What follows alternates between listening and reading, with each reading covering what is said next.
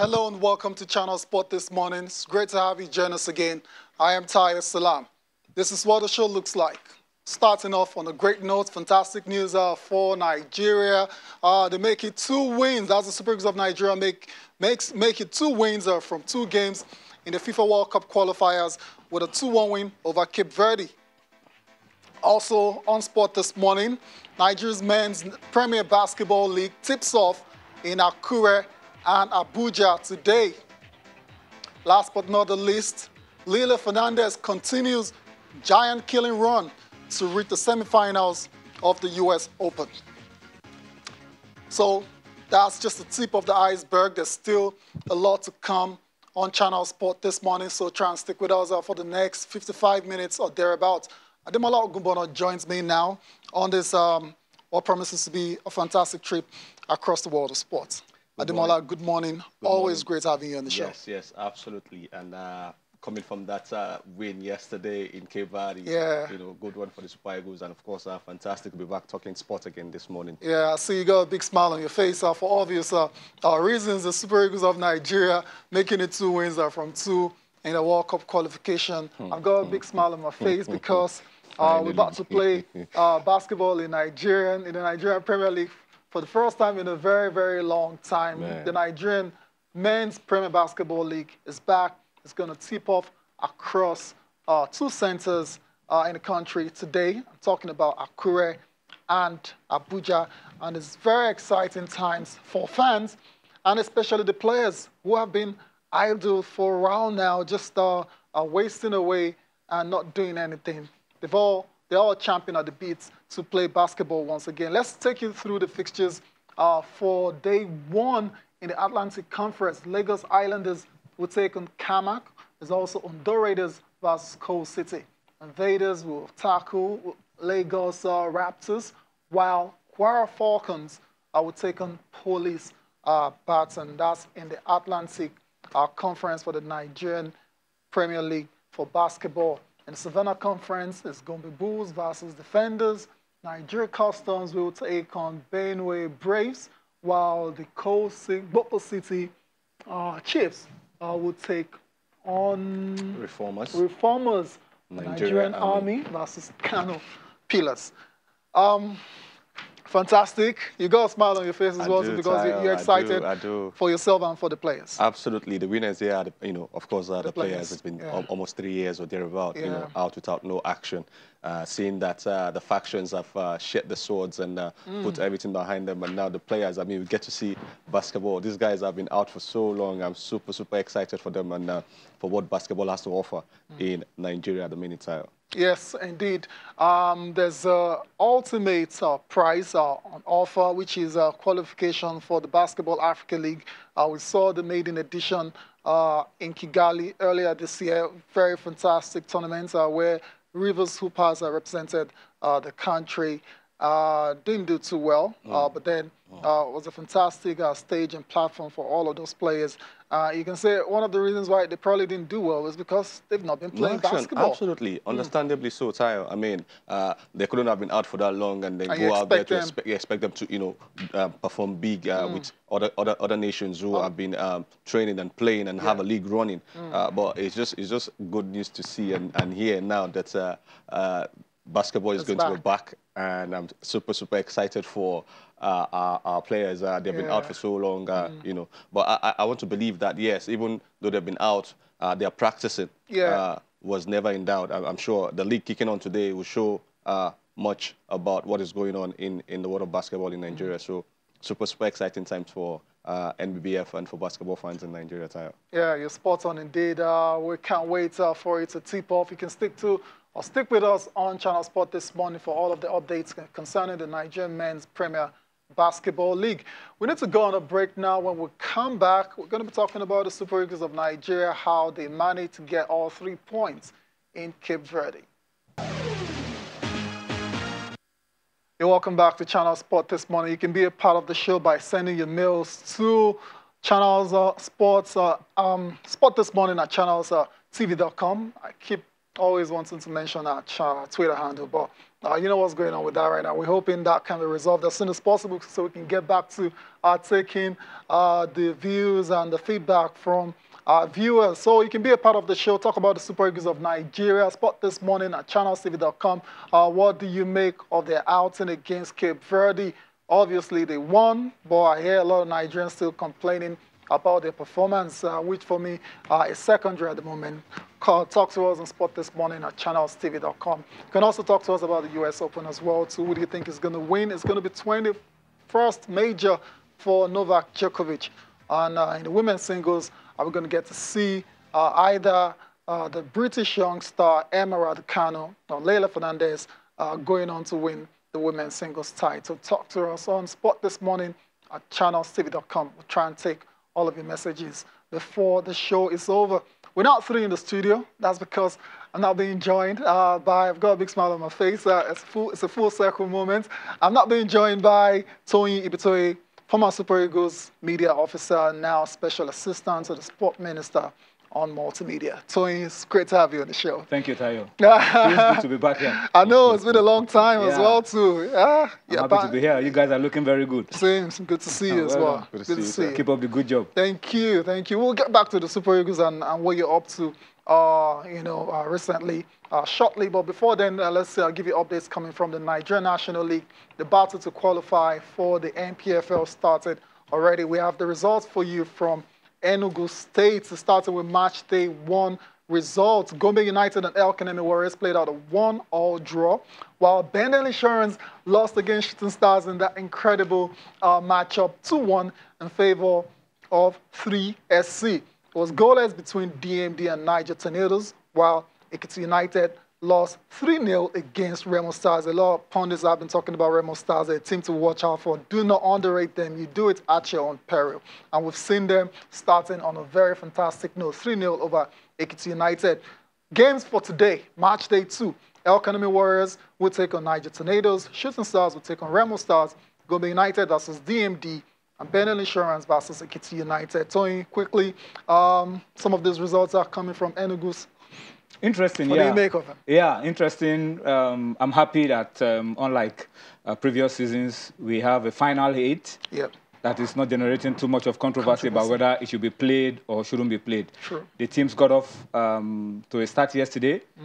Victories for 3SC and Remo. And then the 2 teams are playing today. Wow. And the winner of this game is as good as being back in the Premier League. Wow. Both Remo and 3SC have been in the Premier League before, even Insurance as well. So it's an interesting setting, really.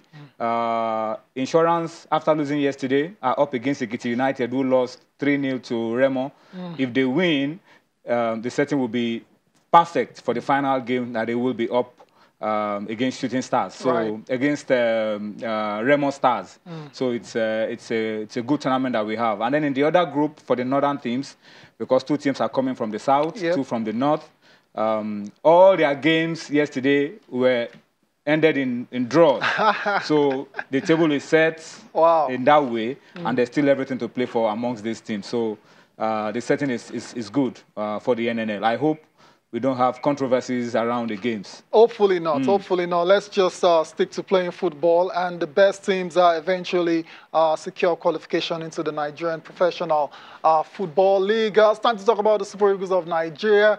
I've got another guest joining us from Lagos, from VI to be precise. Bada Akitunde Johnson is going to be joining us to do a comprehensive review of that game. Bada, good morning.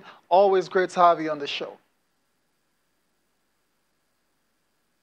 Always a pleasure to be here, especially the morning after a very, very important victory for the Super Eagles on their way to the World Cup. I know. Wasn't exciting. Right. Wasn't the best you've seen the Super Eagles play, but we understand all the factors that contributed to that. But the most important thing was achieving 3 points, and it's great to be reviewing a win after what was very difficult circumstances must be said for the team. Exactly, you said it all, and I'll come back to you shortly now. But Tony and Demola, what's there to complain about? 2 wins out of 2, 6 points up of the group. Why are people still complaining? I mean, the coach had 7 players out, even 8. And they still went to Cape Verde. 9, actually. 9. There you go. Because you had Tyrone and Samuel Kalu Who out had before. COVID, yes, tested, positive, and then later on found out that it was negative. That when they got the results, they didn't perform too badly, in my opinion. I think they did good. So I think we're topping the group now. 2 games, 6 points, 3 goals margin difference. I mean, what is there to complain about again? You're asking me the same question, Tony, as well? Yeah. Why do you think Nigerians are complaining, though? Like, no, as a fan? It's our style, really. Okay. Even if you play against the best teams in the world, you want the average Nigerian fan wants to play and dominate and win. Even if you're up against Spain or France or Brazil or Argentina, they still want to dominate, score a lot of goals and win. Well, I think it's a good thing to keep the coaches and the players. It's good, but sometimes you also need to be modest in your expectations and understand the circumstances under which this kind of games were played. You had a game played without the UK players, and you had 2 other players out, and then the coaches had limitations in terms of options on the bench. There was no extra fullback on the bench. There was only 1 extra defender. So you have to manage your team on artificial pitch that you are not used to against the home side that is self-motivated against the Super Eagles. So there were a lot that was going into that game, but I think we should commend the character of the team for being able to hold out. They fought together like a team, defended well, and had luck as well to go with it. When you look at the way our goals came. So it was, for me, in a qualifying, during the qualifiers, just pick your points. It's not about how well you play. It's not about the aesthetics. It's just your 3 points. It's when you have qualified for the tournament itself that you can now begin to work on playing beautiful football and all of that. But for qualifiers in Africa with difficult terrain, you go out there to do the job. And I think the guys deserve commendation for doing the job. Indeed. Fantastic. 3 points on board. But I'm coming back to you. And from what you said earlier, you seem to agree with what my studio guests have said as well, to situation wasn't ideal at all, and they went and they got all 3 points. But just round up the game for you, how you saw that particular game and how they were able to come back from a goal down. I thought it was pretty obvious from the off that what we fielded was at best an experimental team due to the circumstances, a team that hadn't played together for a very long time. A lot of new players, especially in central midfield, meant that the cohesion was very difficult to achieve, especially because the Cape Verdeans, started believing that if they ran, at the Super Eagles players and denied them space, they probably would be able to ruffle their feathers. And getting scored against that early, and I thought that goal should never have stood. I thought it was offside. But if you look at the positioning of Shehu Abdullahi, left so much to be desired. If the guy was in line, there's absolutely no reason why he should have been caught out of position that badly. And again, you probably want to argue that the goalkeeper should have done better on his near post. But yeah, we considered early, but credit to the team. They settled back against what was a very, from that point on, ultra defensive tactic from the Cape Verdean. Put men behind the ball, made it very difficult for the Eagles. We could only find spaces down the wings where Ejuke Chidera was amazing in the first half. I thought if there were great, takeouts or takeaways from that game, he has to be one of them. I thought for the longest time we've depended on the left side, the Villarreal man, Samuel Chukwueze. Who can also play on the right side, Moses Simon as well. We have a lot of wingers, but not a lot of naturally left-footed options. And I think this guy has given himself a big shout to be considered alongside everyone else. His top quality excited me. In fact, I wish they had more of the ball in the first half. He was our greatest outlet, and he was a constant thorn in the flesh to the Cape Verdeans. Our equalizer also had a huge dose of luck about it. Should never have happened. Elementary schoolboy defending from the defender who was, spared his blush. He could have easily scored an own goal. Goalkeeper pulled off his save. Ball broke for Victor Osimhen, who must be commended for his predatory instinct. Positioning was perfect. Follow through, jab the ball into the net, easy finish, 1-1. And from that point on, there was only one team in the game. I can't remember all game Maduka Okoye making any difficult save. We did make it difficult for ourselves towards the end. I thought it was what's his name now? The Leganese guy who wanted to clear his lines and almost got an own goal. Omeru. Other than that, the Cape Verdeans never really created anything, and we should have created more. Of course, a solid, 2 banks of 4 they played, but apart from Seamen, you really couldn't see, and of course early in the first half, Ejuke really couldn't see the rest delivering top quality balls in the final third. Moses Simon would race past his man, but deliver atrocious balls into the box, giving his attackers no chance whatsoever. The few times that Ahmed Musa should have made better decisions, he didn't. We also didn't look like scoring, to be honest, until they made that second mistake, and it has to go down in history as one of the most bizarre goals that you'll ever see on TV.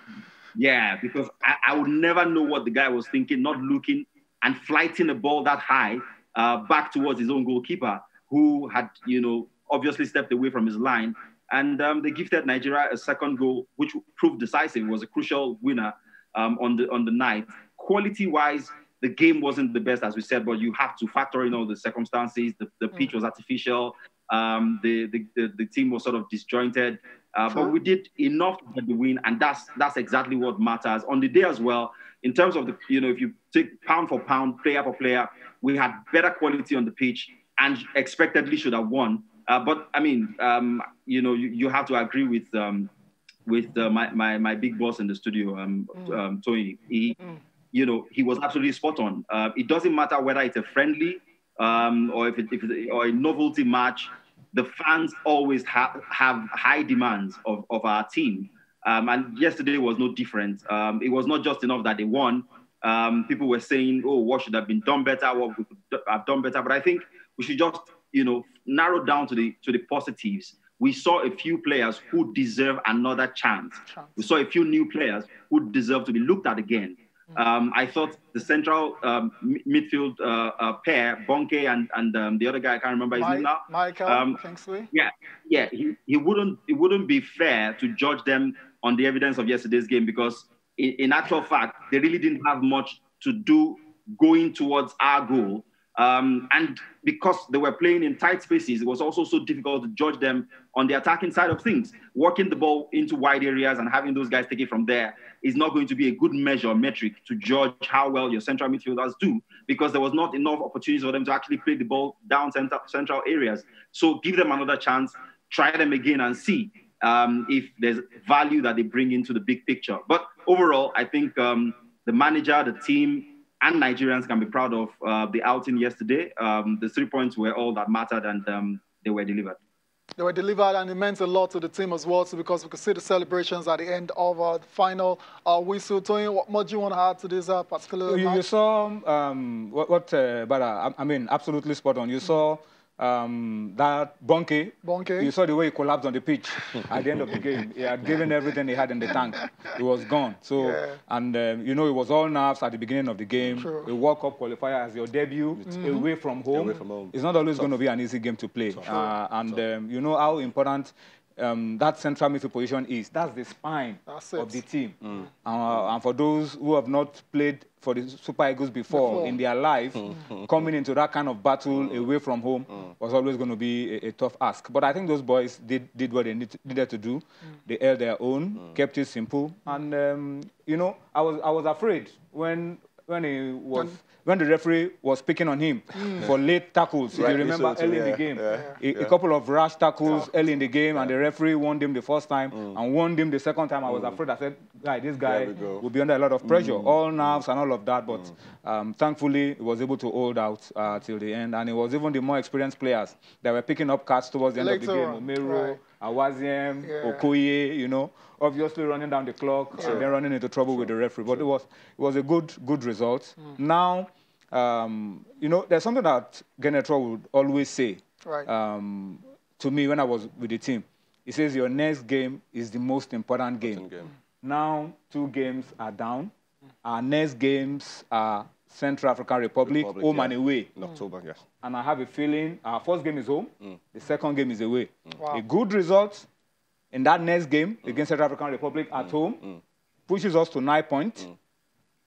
A good result away, 12 points, I think that would be good enough to seal qualification for the final round. I'm sure the boys will be looking at doing that. And thankfully, Central African Republic will be playing in Douala. It's a neutral ground. So we can win at home in October, win away, and then we wait for March 2022. October 9 is just around the corner. It's just around the corner. Right. Just around the corner. We expect these guys to still come back and do the job for us. Central African Republic lost against Liberia. I think they're bottom of the log now. Yep. It should be an easy win for us, but there are no minnows.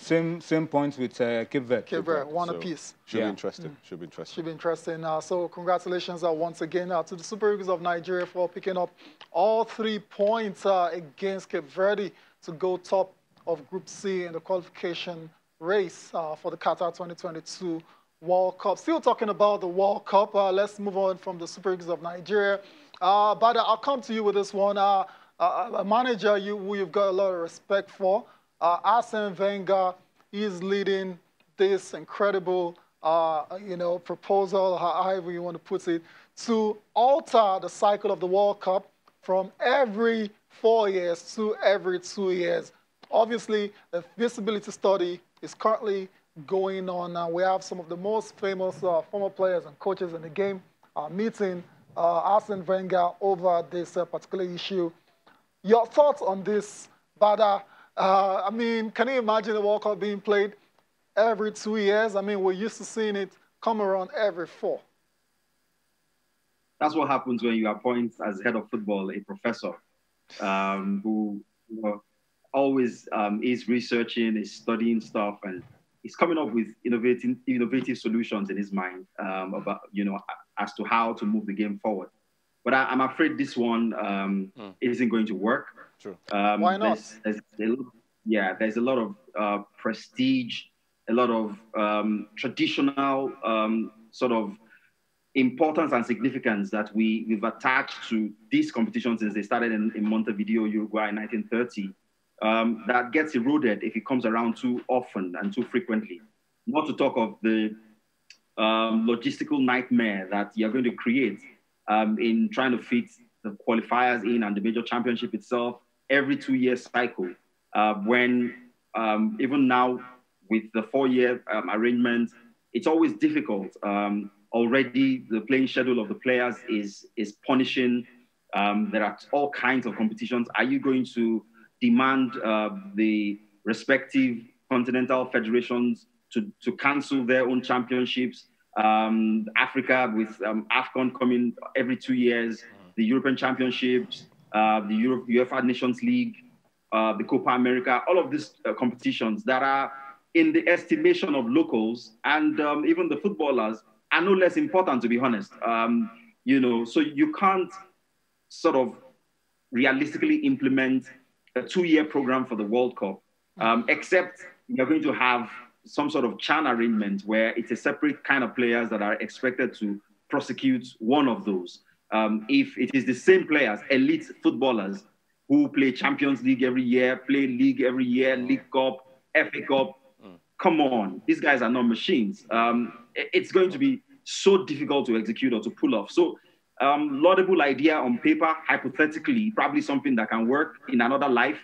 But in this one, I don't see the practicability of this suggestion by Arsene Wenger. And what gives me comfort is the fact that it will be put to vote later in the year. And I can bet, my wages that really? that idea will be voted out. Really? Okay, so 166 out of FIFA's 211 member nations have actually voted to carry out this feasibility study into the proposals of Arsene Wenger. And you think when that time comes, they won't go ahead and vote in this new format? A feasibility study suggests or presupposes that we're going to be considering data. We're going to be considering empirically verifiable data in coming to a conclusion. So we're not going to be voting on emotions. And what data are we talking about here? Some of the things I have already mentioned. How are you going to arrange it? How are you going to, draw out the schedule? At the end of the day, when the raw, hard evidence hits everyone in the face, they're going to throw it out. And that's why I'm confident. That's why you're confident and you can, put your wages on this one. But I want to thank you for being a part of the program again. Really appreciate your time. Thanks for having me. Thank you. Bada Akitunde Johnson, sports pundit extraordinaire, joining us on Sport this morning. As usual, we need to go on a break now. We'll come back. I'll be getting the thoughts of Tony Ibitoi and Ademola as well on Arsene Wenger's proposal. Tony will also be telling us what is up to these days. Join us again.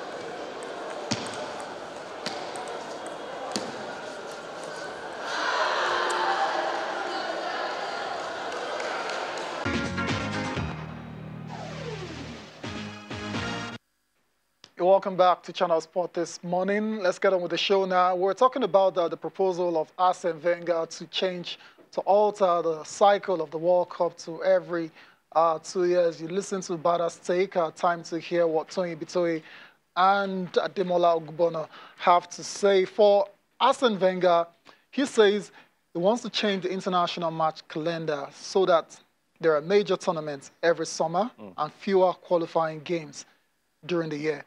He also believes by doing this, it will ultimately boost all aspects of the game. Well, I don't like to rule out new ideas based on old setup. So I would like to see what the plan is, comprehensive analysis of how he wants to go about it before I condemn or accept what he's saying. But then if you want to look at the way things are structured at the moment, we have a lot of games already. A lot of games. Players barely get enough rest off-season. This year was a very good example. We had the Euros, a few weeks. We were having the Olympics. The same set of about 6 or 7 players from the Spanish team were there. We had the Copa America. Some players in the Brazilian team to Copa America were in the Brazil team to the Olympics. Little rest. The season is starting, and then you have World Cup qualifiers. A lot of games. And as Bada said, confederations have their own competitions every 2 years. True. And so it's going to be some logistical challenge to try to fix in all that you're doing. But if he says you're going to be having less qualifying games, and then don't forget the World Cup is going to be moving to 48 teams, right? I want to see how it will be structured. I'm not betting against FIFA approving it. Nah, don't because do that. Those taking these decisions are not the footballers, mostly are not the footballers. They are the administrators who will look at the revenue of FIFA, how much money is coming in, before thinking, you know, the Saudi Arabians are the ones that used this idea in the first place. Exactly, so they will probably look at the figures. But I think we should avoid For me, an overkill. I really don't think it's going to work. Just like the Super League never saw the light of day, I don't think this is going to not going to work as well? I don't think so. The Super League can still come out. It's not totally dead in the water. I think it's don't bet against that coming up again. This would just be too much. I mean, you can't walk the horses, you know, to death. You know, the players, they're not machines. So I mean, I don't see this. Even the fans, I'm sure there's going to be an uproar. The footballers are beginning to talk now. Even Gareth Bale is beginning to question Arsene's Wenger tire. So that's what I think it is. Anyways, FIFA will reveal more details on Thursday about this particular plan to hold the World Cup every 2 years. So fingers crossed, perhaps when we start seeing those details, we'll start to understand. You have an idea of what it is. Exactly. So we'll see about that on Thursday. Gareth Southgate, as the England manager, has also been speaking about this.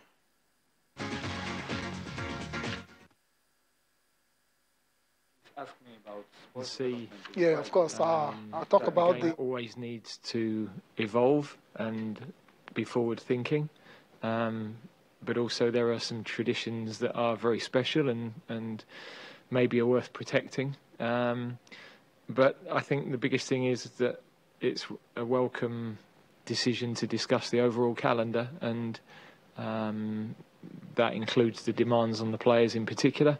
But also, we don't need to put more into the calendar. If something's going in, something else has got to come out. So that requires all the governing bodies to get together and make sure that calendar gets sorted out. And there's going to be moments where they're going to have to do that because the Winter World Cup affects a lot of that calendar. So they're looking far enough ahead, I think, that there's no reason why any proposals for the future shouldn't combine major club competitions, major international competitions, and everything that it entails. Fingers crossed, on Thursday we'll start to see a clearer picture of how FIFA and Arsene Wenger intend to make this new format work for everyone involved in football. All right. Tony Ibitoi is still here, and Demola, let's leave football for now and talk about sports in general in the country. In the last couple of months, we've had 3 major international sporting events for the country: the Olympics, the Paralympics, and the World Under-20 Athletics Championships. I'll start from that one where Nigeria absolutely shone like million stars. We saw a lot of young stars, you know, winning medals. It was Nigeria's best performance at that level for a long time. And what a lot of Nigerians want to know is what is next for these guys? How are we going to continue to develop them so they can get to that elite level where they will perhaps start to win medals for Nigeria at the Olympics itself? Tony, you with the ministry these days, what's going on around that? Well, the last 6 weeks, we've had 19 medals. 2 at the Olympics. Okay. We had 7 at the World Under-20 Athletics Championship in Nairobi, and we had 10 at the Paralympics. If the Olympics perhaps represents our present, the Under-20 Championship in Nairobi represents our future. So the future is good. Right. Really looking good. When you look at Uko, you look at the young man that won the 200, you know, for us. Onwuzurike. Yep. And then you look at our mixed relay team and the young athletes that have come through. that for me represents a very bright future for athletics in Nigeria. So we have to build on it. Right. Of course, the ministry. What is the plan to build on it? Yeah, of course, the ministry has a lot of initiatives to keep exposing these young ones, monitor them, let them get good supports in terms of funding to go to competitions and then get exposed with good training and all of that for the future. And of course, the Paralympians also came in. Of course, we had 10 medals. 4 goals. We had 22 athletes, the smallest contingent in recent times, and we fell 2 medals short of our best record. So it's also very good for us. And the thinking is that, look, we don't want to wait for competitions. You have to start to prepare immediately. Right. The next Olympics is just 3 years away.